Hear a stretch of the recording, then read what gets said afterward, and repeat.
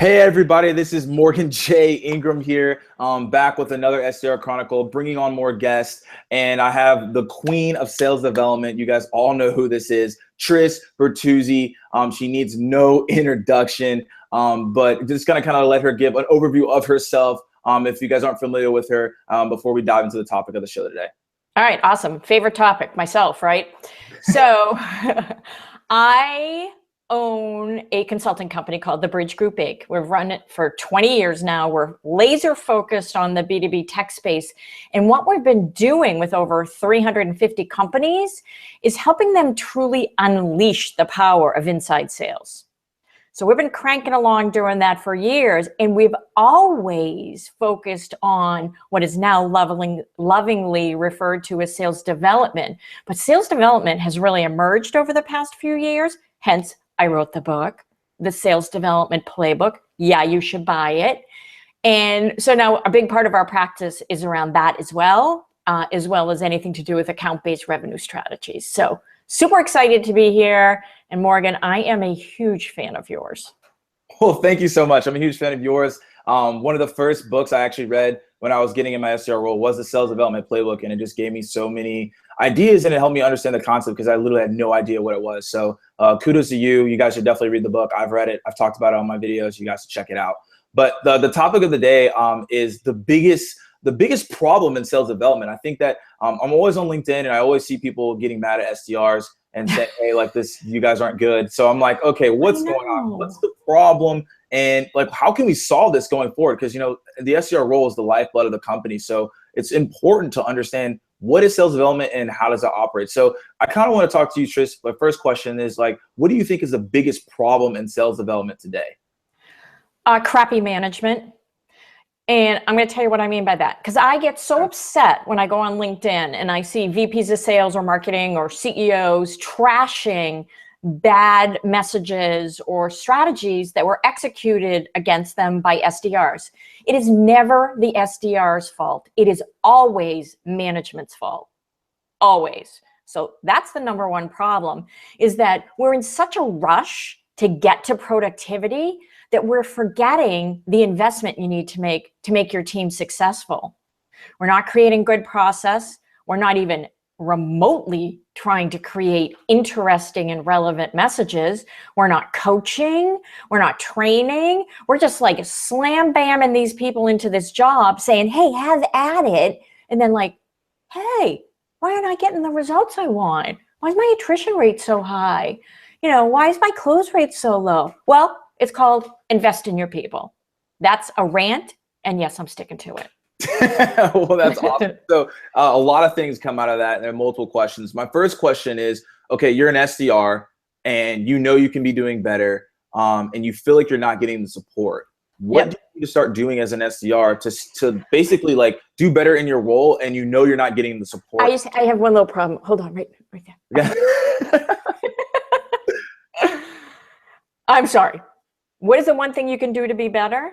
Yes, and knowing that management isn't supporting you in the way that it actually should be.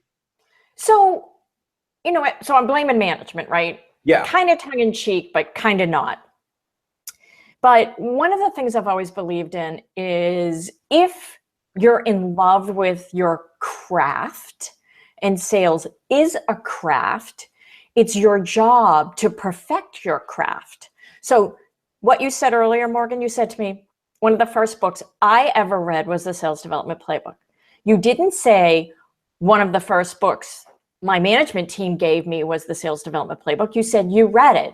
So yeah. I think having a curiosity about how you impact other people's businesses, how you impact the business you're in, how you can help people be more successful. I think people need to own that level of self-development and not just sit there and wait and say, hey, teach me something, you know?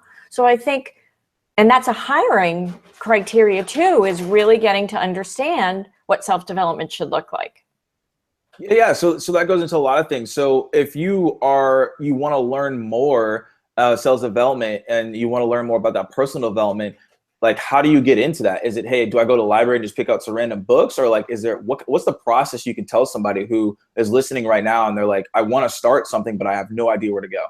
Okay. So actually, there's a whole plethora of companies that have sprouted up that are actually teaching people to be SDRs, right? So I'm on the board of advisors for a company called Sales Bootcamp, and they'll teach you everything you need to know about sales development, actually put you on the phones for 3 months, making real live calls, and then place you with a company. So, and much as I love Sales Bootcamp, obviously, I mean, there's a number of other companies out there that are doing it. And I think that's a really interesting thing to think about. If you're not learning it in school, how can you learn it in a school-like environment?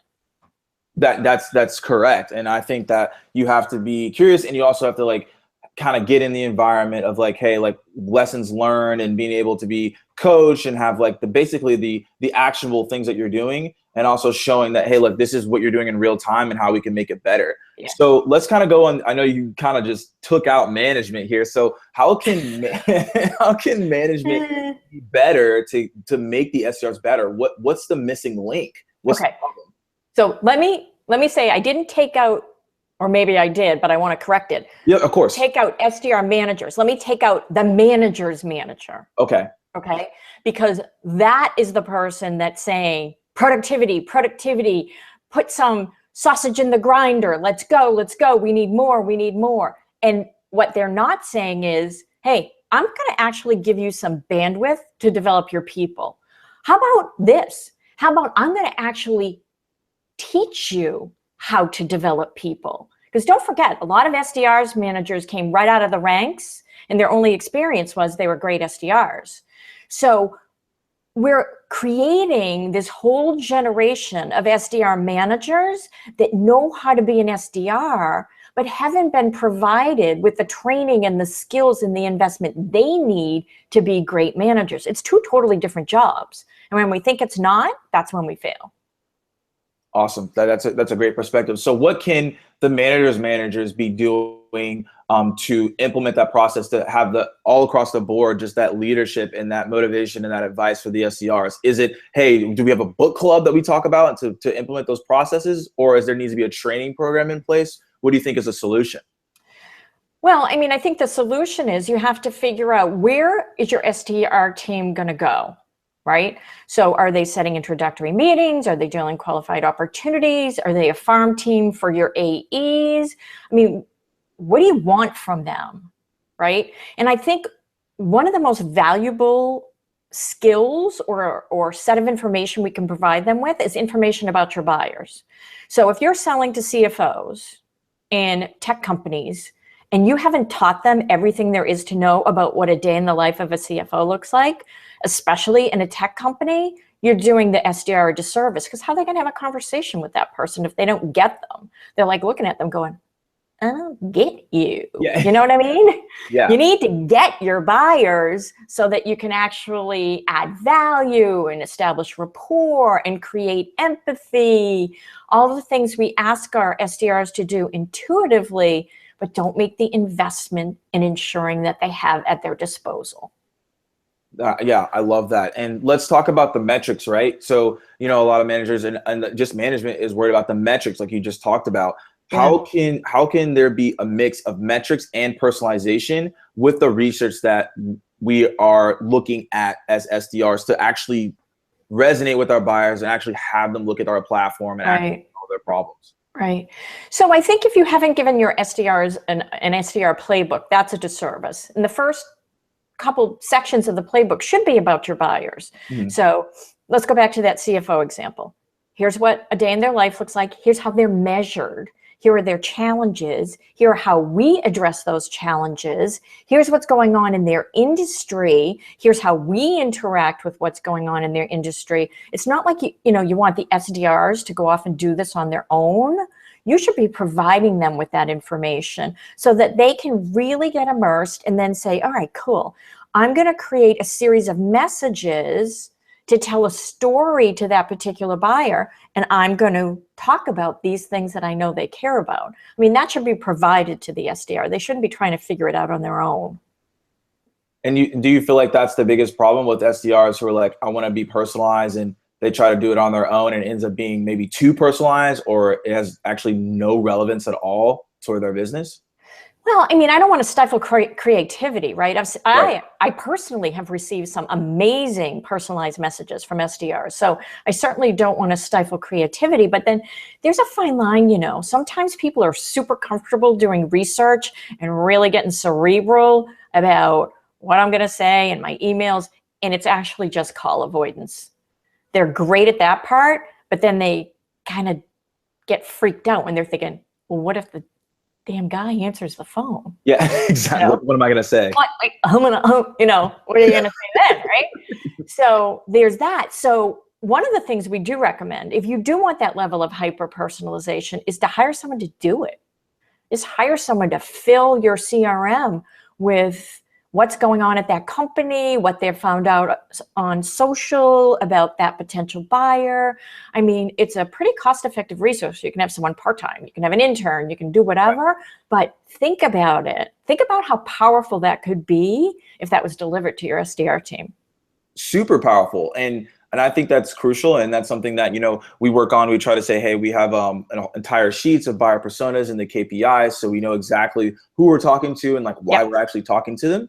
And that's super powerful, because if you don't know that, then how are you really going to resonate with that person? And I think you really have to understand that, like, if you're receiving the email that you're sending, would you actually reply to it? Yeah. I'll tell you, when my phone rings every day, and it does, and it's an SDR, you know, I'm not one of those mean people that like, yeah, what do you want?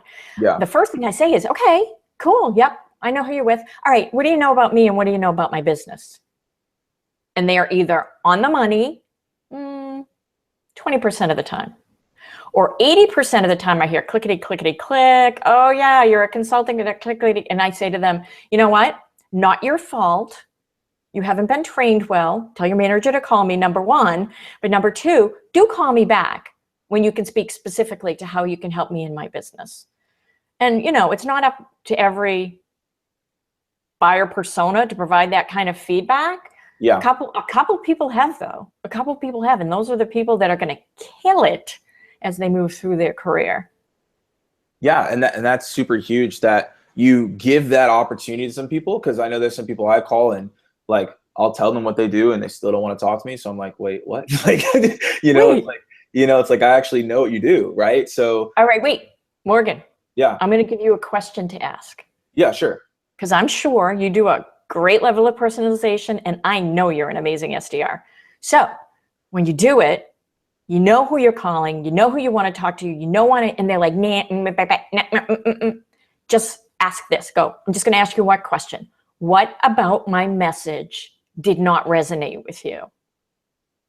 And I'm going to tell you, 80% of the time they're going to go, you know what, Morgan? Sorry, just caught me off guard. My head's in a different project. Wait, what do you do again? Because it's not that they don't want to talk, it's that we're interruptive, right? Yeah. So by asking what didn't resonate, you're either going to open the door for them to admit that they weren't listening, or they're going to say, you know what, I already have a solution, or whatever. You're going to find out something. So that's my go-to question when the conversation doesn't go where I want it to. Yeah, and I think that's a great question, because it kind of puts the ball back in their court and brings it back to a perspective. Because I do, and I will say this, like, there is a lot of times that I will call someone and then like I'll be like, hey, like, you know, is this a good time? And then I realize like they're like bogged down in a project and they were super busy, and then we have a conversation, then it ends up being the right time. So I do agree with you that it's all about perspective, and I try to always take my emotions out of the call because they don't even know me. So it's like I really can't get too upset with them. There you go. Yeah. So I want to talk about the thing that you kind of talked about earlier, where it's like someone who's only focused on email or only focused on call. What are you saying to those people? Do you feel like that's a problem in sales development, that people are too focused on the phone or too focused on email and not willing to do a multi-threaded approach with social and the phone and maybe video and even email? So I think it's interesting. So I'm not a fan of video, obviously. I'm not that good at it. I have my cat walking across. I get Skype things going. I'm just like, I'm a train wreck over here, right? So video doesn't work for me. I'm a phone person because, you know, that's my go-to medium. But I think what happens is the SDR starts thinking about what they feel most comfortable with. There's science to how people learn, right? You either learn audio, you learn visual, or all different ways. So I think you have to figure out, I have to try different methodologies because not all my buyers are going to react to the same medium. So I got to try them all and see what works. The thing about social is, and I'm a huge fan, if your buyers aren't there, why would you be? So I think that's the first thing companies have to figure out is, are your buyers on Twitter? Are they on LinkedIn? What groups are they in? Are there Slack channels they're using? I don't know, but you gotta kind of figure out how to fish where your buyers swim socially. I agree with that. And if you do know where they swim socially, are there certain ways to interact with them? Because this is something I've seen you say, and I've seen multiple people say it, is like, you can't just go and know where your buyers are and just send them non-personalized LinkedIn invitations and then immediately send them an email. It's like, I feel like that's not, it doesn't really work. So like, what's like the best way to do that? Because I feel like that's actually a problem and no one's actually teaching people how to actually do that. So, well, I mean, I think there's somebody who's going to teach people how to do that. I think there's a couple people with fabulous social selling courses, but yes. I think you have to sort of you got to A/B test everything. I'm a huge fan of the A/B test, right? So try different strategies. I like the strategy lately of, just sending a message and saying, look, I'd love to be your go-to person to talk to about targeting your buyers with hyper-personalized ads. So if you ever want to chat about that or you want information, it would be my pleasure to send it to you. Like, that's what I things like that, not just, hey, want to connect? Who are you? Maybe. Like, I don't know. Maybe. Is that really your LinkedIn picture? There's a lot of leggy blondes on LinkedIn lately, and I don't know. But no, I agree. I think it's more so like, and I think you can attest to this, is like actually bring some value in the conversation. Yeah. So that you can actually have a meaningful ask. Well, how about this? How about if we even remotely try to be interesting? How about that? How about if we use our personalities? How about if we actually get excited to have a conversation with another human being instead of, all right, I got you on the phone. I got 4 band questions. Do you have budget? Oh, bummer. Do you have authority? Oh, no authority. You know what I mean? Like, yeah. I don't know. Make me laugh. I don't know. Be interesting. Tell me something you know that I don't know. I think we're turning into bots. That's the problem. We're botting. So I think we need to start bringing the human back. So that actually is a great point, because I was just about to ask that. So is the problem that we're actually becoming more scripted, more robotic, and more basically automatic responses than actually being like, oh, I'm a human and I'm talking to a human and I actually have some personality and actually create a dynamic in this conversation? I think it depends on the person. Okay. I think some people need to have those guardrails and be in those lanes where this is what I'm going to do, this is how I'm going to go, and I'm going to be good that way. And I think other people are comfortable veering out of those lanes. So I think it depends. I also think, most SDRs, first or second job out of college, right? Yeah. I don't even know what I want to be when I grow up yet, right? I doubt they do. They probably have a major in art history, right? Or poli-sci, or, criminal justice, or, and I'm not tossing any of those under the bus. I'm just saying, how many people go to school to be an SDR? None. You end up there because either a recruiter called you, or you're a roommate with someone who's there, or who knows how you got there. But if you don't love the job, don't do the job. I'm going to tell you, life is short. You got to wake up every day happy to go to work. So that's my story, and I'm sticking to it. That's a great story. And I can out on top of my background. Like, I double majored. So I graduated with finance and sports management. So clearly nothing related to anything I'm in right now. And it was one of those things that actually was like, someone kind of referred it to me, and then I kind of did more research, and I felt like this would be something that'd be fun and it'd be cool. I've definitely enjoyed it thus far. you know, as I continue to provide insight and as I continue to do the role. But kind of what do you tell people if like 4 months in, like, I think this is something that needs to be said, because it's like, could you actually like this is a grind in itself, right? So I feel like every day you're not gonna like love it. So Right. what would you tell someone who like maybe they like enjoy doing it, but like they don't like the work? Like, what are you saying to those people? Because I feel like that's something that kind of like can be a gray area to be like, oh, I don't love this, but like you actually haven't put any effort into it to see if you actually like it. What do I tell them? Yeah. So like, what are you telling someone who's like, oh, like, you know, this is so hard, like, but they haven't really committed like 100% to it for at least. Morgan, you know how mean I am. No, I really want to hear this answer. I would say to them, either put on your big boy panties or big girl panties and suck it up and add value to the company that's overpaying you. And by the way, they probably are, or go do something else. Like, why are you whining to me? What do I look like, your mother? No, go do something else. I mean, you know, companies aren't here to make their employees happy, right? Happiness is overrated in the workforce. You're there to hopefully help someone build an amazing career and to be successful, but you don't have to skip down the yellow brick road every day, especially if you're not taking control of your own destiny. I have little patience for whiners. Maybe it's because of our political season and I haven't recovered from that yet. But yeah, you know, and people are still whining, but you know, whiners don't work it for me. What works for me is someone like you. And yes, once again, I'm a Morgan fan. Look what you're doing. You go to work every day, you grind it out, and you figured out how to do something else, right? You figured out how to build this channel and to get people like me to take time out of our busy days and to talk to you because you're interesting and you're sharing. So, I mean, there's so many ways people can go. And if you don't love it, don't do it. Go find something else to do. Life is short. Yeah, no, I love it.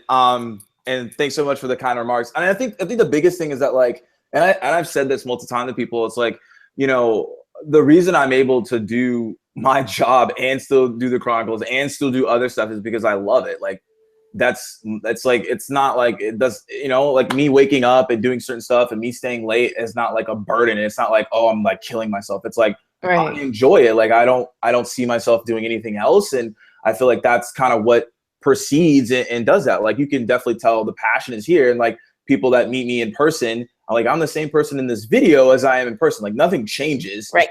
You actually see me in real life. So I think a lot of people, and I agree with you. I actually don't like complainers either. It's like if someone starts complaining, I leave the room because I just can't associate with it. Because I feel like there are just so many opportunities out of here in this world that there's really no time to complain about it. Like, maybe, okay, like for 5 minutes, be like, this sucks, and then like get on with it. Like, you know, it's just like, you know, you can have your moment, but don't have like a decade of it. Like, that doesn't make sense. Exactly. Yeah, like don't do that. So I think that in itself, and you can kind of talk about more of this, but like I think that in itself is a problem. Is that I think like a lot of people come into the role of an SDR and they expect it to be easy, and then become an account executive in less than a year and be making a ton of money. That's crazy. So why is that the expectation? And do you think that like in the current method it is right now that people are actually getting promoted way too fast? Way too fast and failing even faster. Yeah. I mean, if you don't love qualifying an opportunity and if you're not super good at it, which is the hardest part of the sales process nowadays, people are so sick of hearing me say that, but I'm like, any monkey can close. You just keep asking the closing questions. What's the hardest part of the sales process nowadays is getting to engagement. Like getting people to actually listen to you, right? Because we've inundated the market with such crap and noise. So if you don't love that part, which is the biggest challenge, you're not going to love the rest of it. And I think, you know, we're promoting people too fast because we're confusing their desire to learn new skills with their desire to move into new roles. So, you know, I'm a big fan of micropromotions. So I think that, you know, in an SDR role, you should move through 3 or 4 different levels of being an SDR, all with different skill requirements, whether it's inbound to outbound, outbound to inbound, whatever the case may be. But what that requires is that your company create a learning environment. And once again, I'm going to go back to my statement about companies aren't willing to make that level of investment, and they are literally paying the price for that. They're paying it in attrition, and they're paying it in lost pipeline and revenue. And that's a big point. So do you feel like there needs to be more of those, and you've said this in your book, like the micro promotions, like why is that important? Well, because people need to become proficient at what they're doing now and know that they've become proficient at it. So you've got to set goals for them. And the goals aren't just about number of meetings or number of leads. The goals are about, you understand our business, you understand this industry, you've read these books, maybe you've gone to these online web, I don't care what they are, but it's all around skill development, right? And then they get to move up to the next one. So it's constantly being challenged, because SDRs, first or second job out of college, so they're 22, 24, 25, depends how many years they lived at home, I guess. But they don't, they've been told what to do. And it's not like they went through high school and college and they had schedules and people telling them what to do. And then all of a sudden they get into the SDR role. And a lot of times we're like, hope you do good. Do good for me. So I think having something so well articulated, and who does it well, and they actually give it away for free on their resources page, is SalesLoft, right? Yeah. SalesLoft has this career matrix that is so beautifully laid out, that it's so well articulated. I don't know how many, they might have 5 SDR rules before you get to AE, but by the time you get to AE, you've done a lot of selling. Yeah. Right? And picked up those skills. So. Yeah. So do you think we'll start seeing more of that? Seeing more of, hey, like, SDR, maybe like a mid-market SDR, enterprise SDR, inbound SDR. You think we're going to start seeing more of that? I think that's absolutely going to continue. And I think it has to, because there's only so much, so much you can know about a market. And selling to a mid-market is so different than selling to an enterprise, especially if you're doing any account-based strategies. I think the role of the SDR as these account-based strategies come out is going to change dramatically. I don't think it's going to be about meetings and leads anymore. I think it's going to be about market intelligence. So I think it's going to be super interesting to watch. So that leads me to a question, because I think that's interesting, market intelligence. So do you think that SDRs will start, because I've heard about this multiple times, will start reporting to marketing because of different segments that they're doing with account-based marketing and all those other avenues? Well, don't forget, if you're really doing account-based strategies well, it's sales and marketing like this. Correct. So it's not ABM, it's ABR, account-based revenue. Everybody's focused on revenue. So I don't care where it reports, quite frankly. I mean, I've said it a million times and I'll say it again. Give it to whomever has the bandwidth, the expertise, and the passion to make it killer. That's all I care about. I don't care if it's in sales. I don't care if it's in marketing. Just give it to the right person. Cool. Awesome. Yeah. And I think that's a great point, because I feel like that is a process that will slowly start changing, just based on how the market is moving. So my next question is that, will SDRs themselves and the SDR org actually have to step up their game, because now they actually have to provide more research, better training, and maybe even providing more personal development, because those things are, you can't just sit, in a cadence and just send out emails and be like, I hope it works. You actually have to do the work. Right. You're part of a team then. Yeah. Actually. So in that instance, you're part of a team that includes cross-functional people, that extends even beyond sales and marketing. So I think it is definitely, it's going to be a step up in the SDR game. I think they're going to add immense value. I think that the job is going to continue to be more interesting, because it's going to be a much different view of what my end game looks like. And I'm really excited about it. Awesome. So what are you, I guess, looking forward to the most? Like, you see the problems, we've talked about it, but what do you think is like the number one thing that's going to make the sales development role really, really awesome? Well, it is already awesome. More awesome than it already is. More awesome than it already is. I think it's people, I think maybe if we get some more people with longevity in the role, we're going to start to see different things start happening. Right now, it's kind of in and out. right? In-N-Out Burger, right? What's the longest?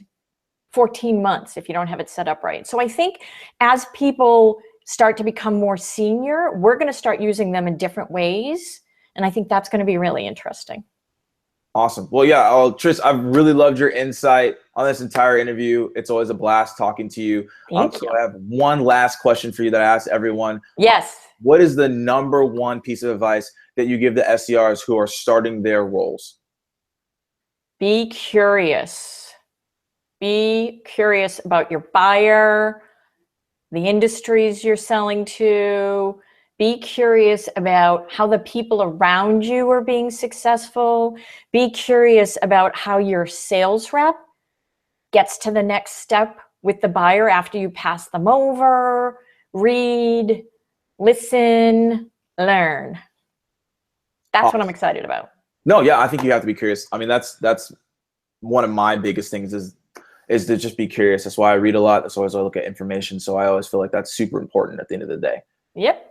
So awesome. Well, Trish, it was awesome having you here on the SDR Chronicles. I know that everyone listening will get a good laugh and also get good insight as well. So, well, my cat was really upset that I didn't let him hang out here with us. So maybe next time. He could have provided some value. Note to self, put the cat away. Yeah. Awesome. Well, guys, as I always say on the Chronicles, guys, keep dialing and I'll see you guys soon.